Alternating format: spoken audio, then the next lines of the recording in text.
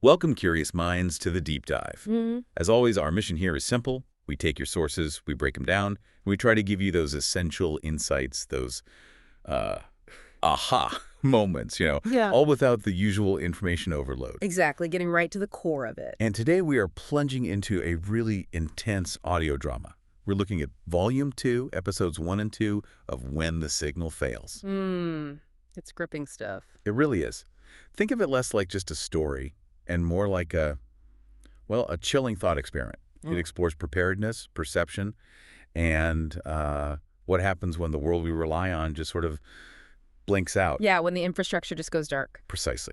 Now, we just wrapped up a deep dive focusing heavily on Episode 1, so today we're heading straight into the main event, Volume 2. The escalation. Right. But to really set the stage for how dramatically things ramp up in Episode 2, let's just quickly touch back on Episode 1, Morning Briefing.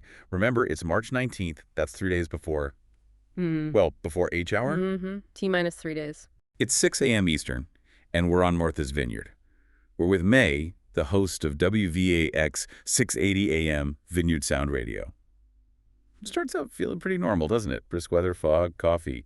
Standard morning radio. Deceptively normal. Yeah. Because May, with her experience, she starts picking up on these subtle things, these anomalies, small things that just don't quite add up. And that's such a key point, isn't it? How crises often start. Not with the big bang, but with these little whispers. Absolutely. Her observations really highlight that. She's noticing odd reports from airports, Logan, Syracuse, even way out in Victoria, BC. They're talking about health protocols for sick passengers. Yeah, and the way they're handled, passengers offloaded quietly, these dark window transports, it's all very low-key, almost too quiet. And Melly flags it. She says, they've used that phrase 3 times in 2 weeks. I've seen these patterns before.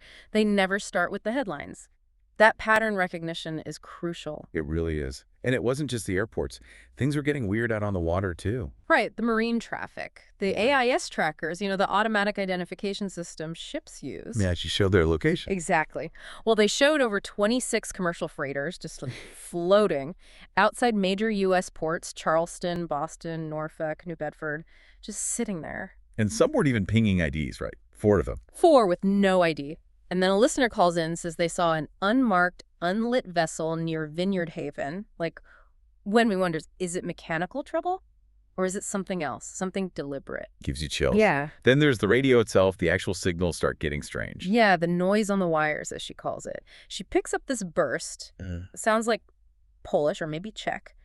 And it has an emergency tone embedded in it. Weird. Very weird. And then an irregular NATO signature comes up on the CW band. That's continuous wave, Morse code, basically. She hasn't heard that specific signature since some kind of simulated drill. So signals that shouldn't be there or acting strangely. What else? There's this repeated burst signal, 3 long, 1 short, 1 echo. It's not Coast Guard, not NOAA weather radio. Plus, an odd weather packet from inland mentioning an unusual inversion pattern. It's like all these little electronic breadcrumbs leading somewhere unsettling. But amidst all this, this growing unease, you also get this sense of resilience on the island. And May's own grounded wisdom. Definitely. You hear about Tisbury Fuel rationing diesel, practical steps, and May's quiet advice to listeners. Check your supplies. It's not alarmist, just prudent. And that bit about her grandfather building the station back in the 70s. Yeah, so there'd always be a light left on. Her belief that broadcasts matter most when no one else is speaking. I mean, that really hits home, doesn't it? It's about that core function of communication, especially local, independent communication. Absolutely. And her final advice in that episode is so measured. It is. She says, so if you've got that old radio in the attic, dust it off.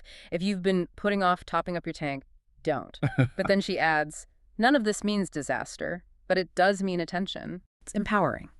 Giving people agency without causing panic. Just pay attention, be prepared. Precisely. It's about critical awareness. Okay, so that's the backdrop. Subtle warnings, a growing sense of unease, a call for preparedness. Now, we jump forward 3 days. Those whispers become a roar. The other shoe drops. Yeah. It's midnight, March 22nd, H hour. And this is where we really dive into Volume 2, Episode 2. This is not a test. It throws us right into the chaos. What hits you first about that opening? For me, it's just the sheer speed and totality of the collapse. The communications just vanish. Maylee's live on air doing her show, and suddenly the emergency alert system tone kicks in. The EAS tone, yeah, that familiar sound. But then it glitches. Yeah. Violently, you hear unauthorized access detect, and then this horrible error tone, then a loud snap.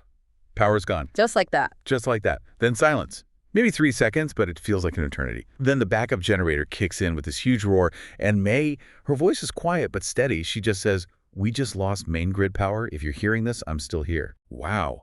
That immediate confirmation.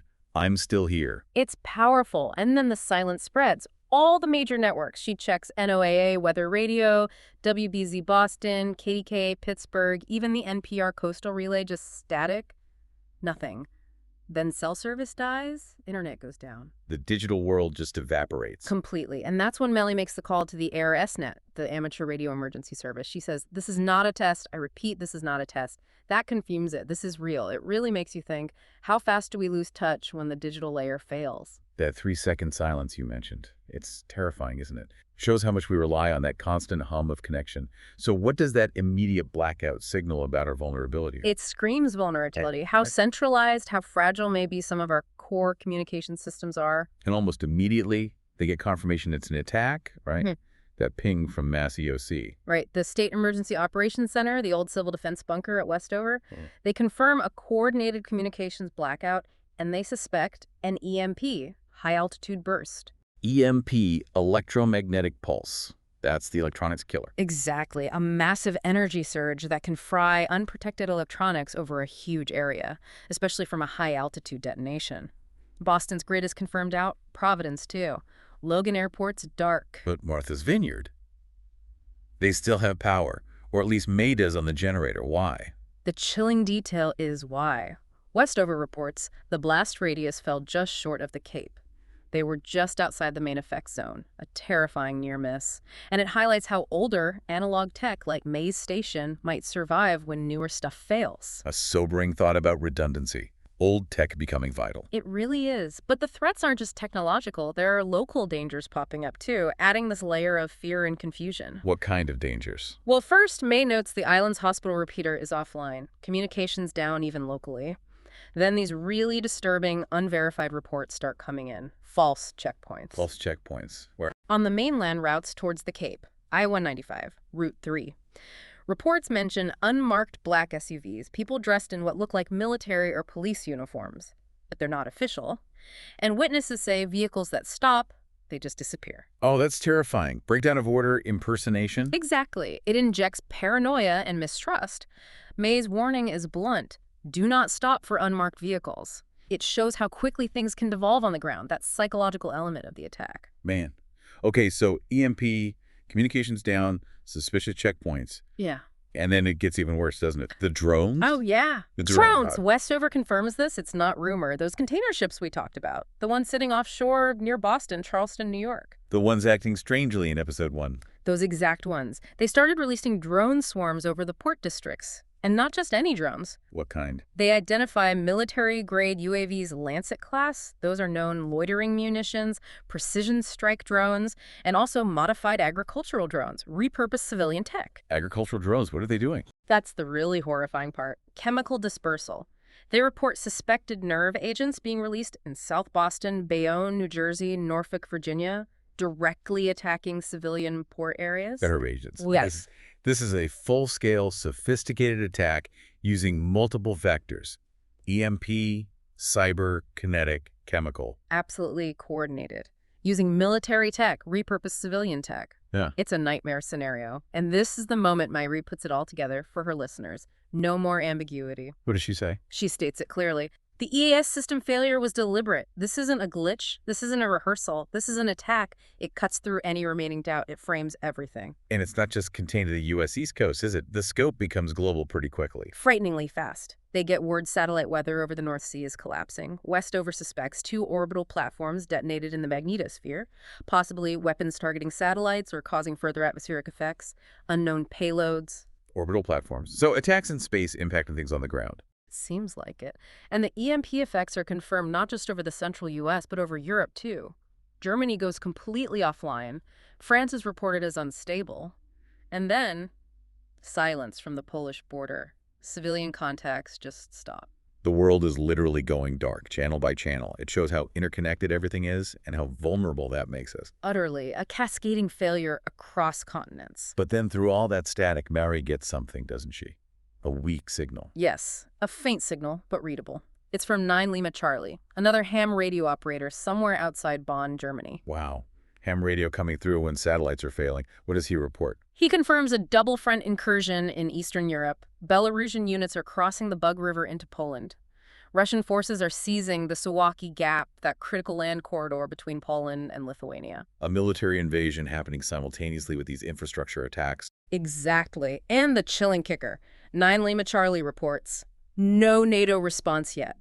It's unfolding in real time, a new kind of warfare hitting infrastructure and borders simultaneously, and the old alliances maybe aren't reacting or can't. That highlights the importance of those analog networks, those human connections, doesn't it? When the official channels are down or overwhelmed. Absolutely vital. It's the only way May and her listeners get this critical piece of the global picture. So facing this overwhelming chaos, EMP, drones, chemicals invasion, global blackout, what does May do? How does she respond on air? Her resolve is just incredible. She shifts into giving clear, actionable survival advice, practical steps for people isolated and scared. Like what? Basic but crucial stuff. Stay where you are, do not leave shelter, shut off all smart devices, use analog only, cover your windows, conserve your power, simple, direct instructions. And crucially. And most of all, don't panic.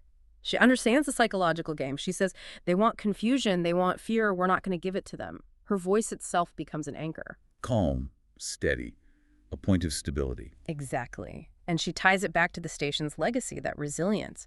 The station was built by hands that remembered what civil defense really meant. We are not the weak link. It's about community strength, not just her own courage. That's powerful. A connection to the past, providing strength for the present crisis. It really is. And then her final vow, it's just unforgettable. She says, I'm staying on this mic until it burns out or the sky turns red, whichever comes first. That level of commitment to be that last signal. Until the mic burns out or the sky turns red. Wow. And how does the episode actually end? It ends with another voice cutting through the static, faint and desperate. Mayday, Mayday, this is the Nasham bell. Can anyone read? A boat in distress, likely. And May. May just responds, quiet but firm, cutting through everything. I hear you. That's it. End of episode. Just, I hear you.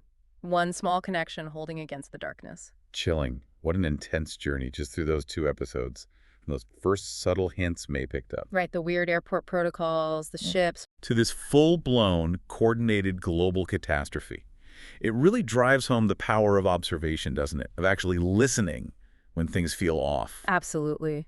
Maddie's pattern logging in episode 1, connecting those dots, that's what gives her the context to understand the scale of what's happening in episode 2. It's about finding the signal in the noise. It really makes you think about how fragile our complex world is, how quickly it can unravel. And how things like knowledge, preparedness, even old analog tech suddenly become incredibly valuable when that complex world breaks down. That resilience can come from unexpected places. So we leave you with this thought. In a world where the signal fails, where everything goes quiet, what's the most important thing you think you'd listen for? And maybe, what would you do if you found yourself being the last signal getting through? Something to ponder.